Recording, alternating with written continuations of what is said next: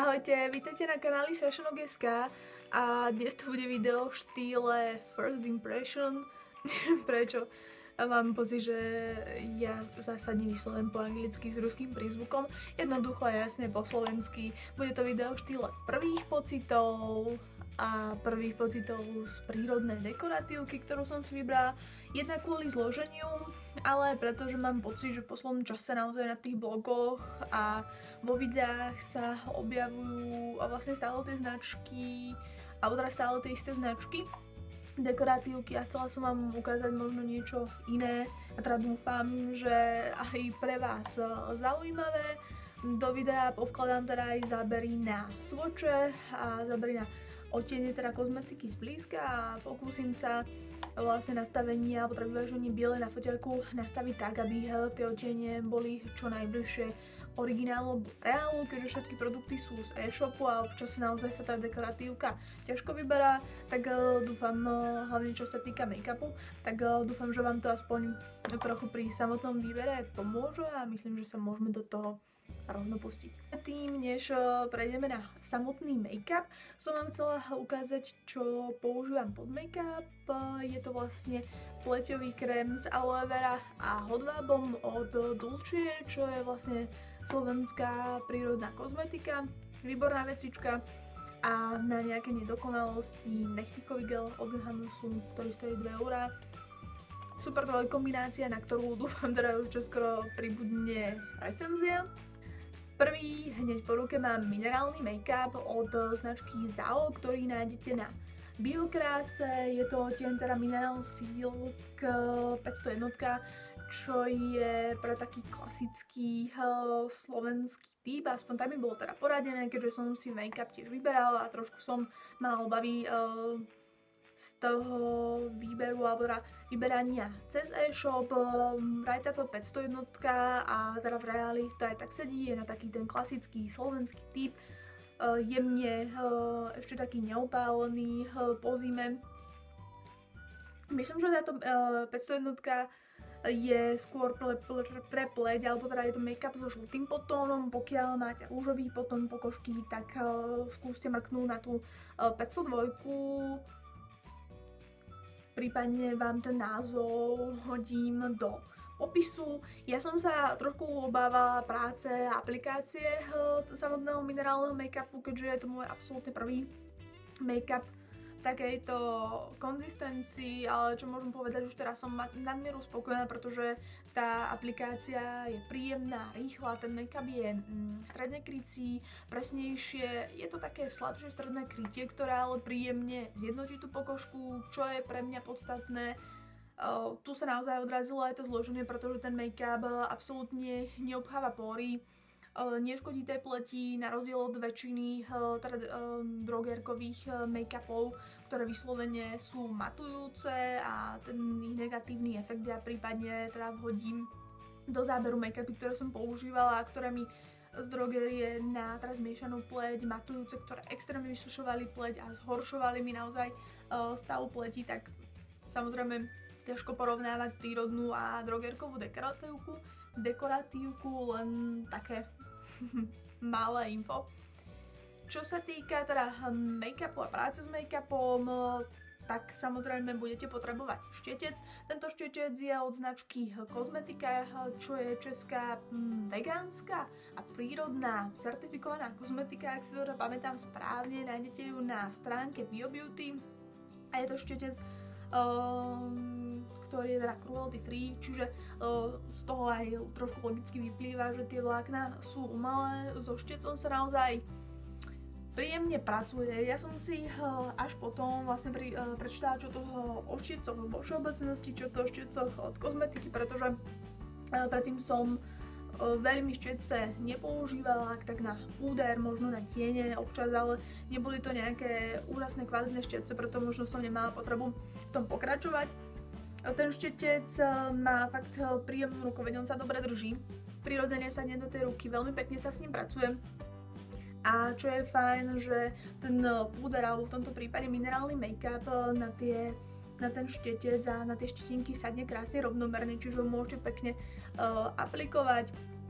Toho make-upu netreba veľa, naozaj je to kúsok, ktorý zapracuje do tej pleti, dá sa vrstviť, dá sa pracovať a napríklad kontúrovať aj v kombinácii teda s klasickým tekutým make-upom na zmiešanú pleť.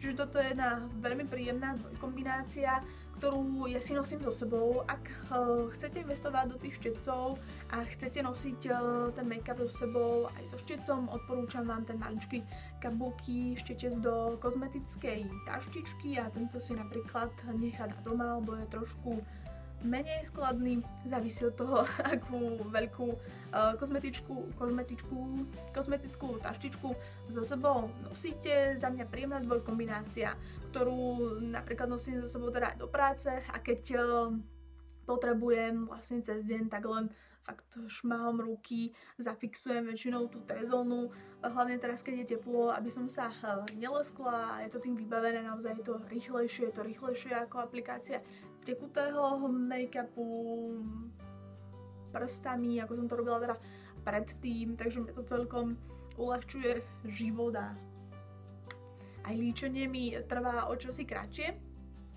A keď už sme pri českej značke kozmetika, ukážem vám ešte teda očné, alebo teda prírodné očné tiene. Myslím, že jeden je matný, jeden by mal byť so šimerom. A teda vložím aj nejaké swatcha zábery zblízka.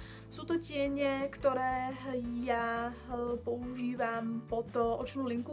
Priznám sa, že v poslednej dobe dám napríklad jeden nejaký základný tieň alebo niečo svetlejšie na rozjasnenie, na to dám linku a utekám. Ja by som teda ráno ani nič viac nestihla, tak vám tu nebudem ukazovať 500 tieňov, ktoré nepoužívam, ale niečo, čo sa zíde, pretože sú to vlastne také základné tiene, ktoré naozaj hodíte do kozmetickej taštičky. Sú to veci, ktoré teda využijete, s ktorými sa dá pracovať.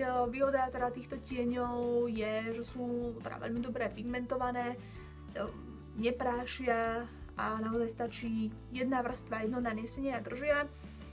Čo by som odporúčila, a ja mám teda tento problém so všetkými tieňmi, tieto nie sú výnimka, čiže masí sa mi viečko, takže potrebujem nejaký základ, bázu po to očné tiene.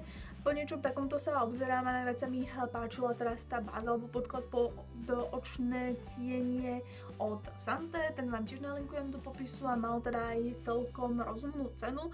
A ja teraz namiesto toho, keďže nemám nič také po ruke, tak používam buď púder namiesto toho podkladu, alebo práve tento minerálny make-up. Takže toľko tiene, ktoré sú v takýchto klasických využiteľných farbách a BioBeautyčko myslelo aj na vás a jeden takú tieň nabalilo aj do balíčka a do súťaže pre vás, takže aj vy si budete môcť niečo z prírodnej dekoratívky vyskúšať a prezradím, že čoskoro pribudne súťaž, ale nie len jedna a tej prírodnej kozmetiky bude teda viac.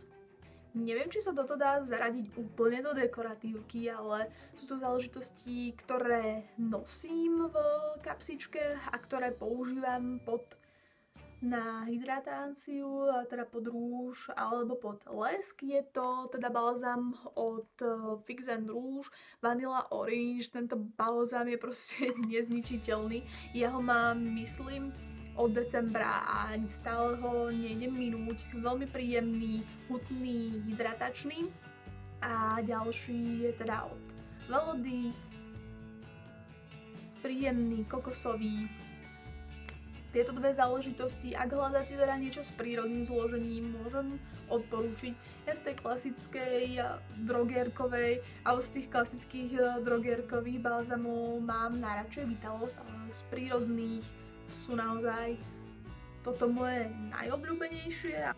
A teraz prichádza na rád rúž, tento je od značky Lambré a nájdete ho na stránke Iduna Shop, kde majú teda celkom príjemný výber, nielen teda dekoratívky, myslím, že je tam Santé, Logona a vlastne ešte k tomu sa aj dostaneme v takomto krásnom odtieni, je to tieň 10, ja mám práve aj na perách a je celkom teda také súce svetlo, takže by ste to mohli aj dobre vidieť. Samozrejme prihodím aj swatch. Je to odtieň podľa ich popisu perleťový a ja som sa teda bála, pretože na obrázku vyzeral ten rúž tak, že má v sebe jemné trblietky. Ale vôbec to nie je tak. Jedine čo ten rúž tak hádže také skôr jemné odlesky.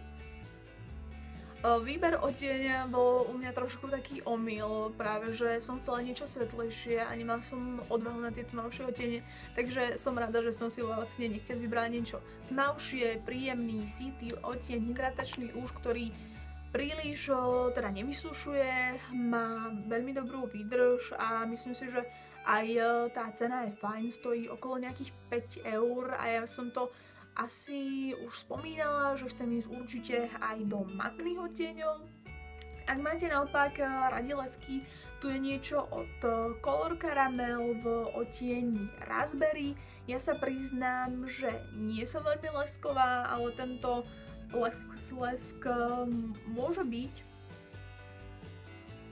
On je v takom krásnom malinovom odtieni, čo je jeho prvé plus. Ďalšie je, že nie je taký extrémne nepríjemne lepivý na tých perách a je krásne naozaj pigmentovaný. S tou výdržou to nie je až také slávne, ale myslím si, že je to taká klasická štandardná výdrž, ktorá teda neurazí, nevydrží určite celý deň a treba ho potom, alebo teda to líčenie po nejakom jedení, pití poopraviť.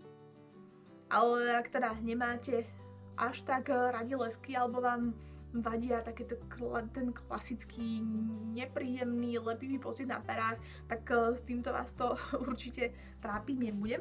A keď sme pri samotnom Iduna shope, ešte, alebo teda keď som ho spomínala, tak tu je ďalej, alebo teda nová značka Lambre a je to klasický taký ten permanent eyeliner, čiže teda fixka na očné linky. Ja som si vybrala odtieň čokoládovo hnedý, celkovo v poslednej dobe používam čokoládové, alebo teda hnedé linky, nie čierne, mám pocit, že je to trošku menej výrazné a vyzerá to o čosi prirodzenejšie. Celkom teda príjemne sa s tým robia tie očné linky, myslím si, že je to vhodné aj pre začiatočníkov, dobre sa s tým pracuje, má to dobrú výdrž, ale nie je vodeodolný.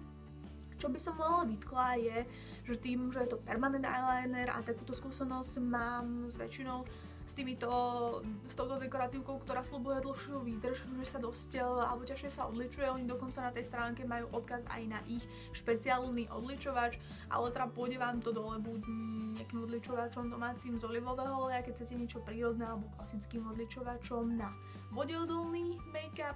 Mimochodom značku Lambre som si vybrala aj preto, že je to taký príjemný kompromis medzi zložením a cenou.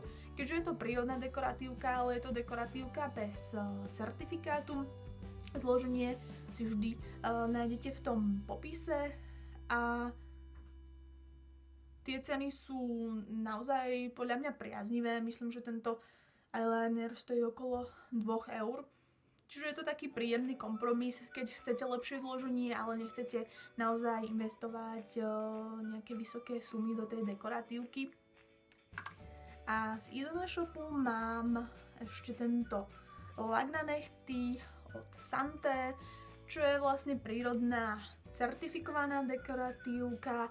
Ak chcete lak s certifikátom, tak mrknite určite ešte aj na Logonu. Tento lak je rýchlo schnúci a má teda veľmi dobrú výdrž. On myslím, že má na nechtoch nejaký 2-3 deň s tou klasickou záťažou, umývaním riadov a naozaj rýchlo schne a veľmi dobre drží.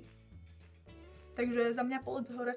To je zatiaľ lak, ktorý mi vo všeobecnosti teda na nechtoch vydržal asi najdlhšie, pretože mne tie laky vydržia tak maximálne 1 deň.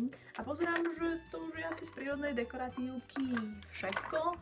Môžete sa čoskoro tešiť na nie jednu, ale 2 súťaže s prírodnou kozmetikou. Čoskoro sa teda dozviete viac a budem rada, ak mi dáte do popisu, akú prírodnú dekoratívku používate vy alebo čo máte radi vy. A dúfam, že sa uvidíme pri ďalšom videu. Ahojte!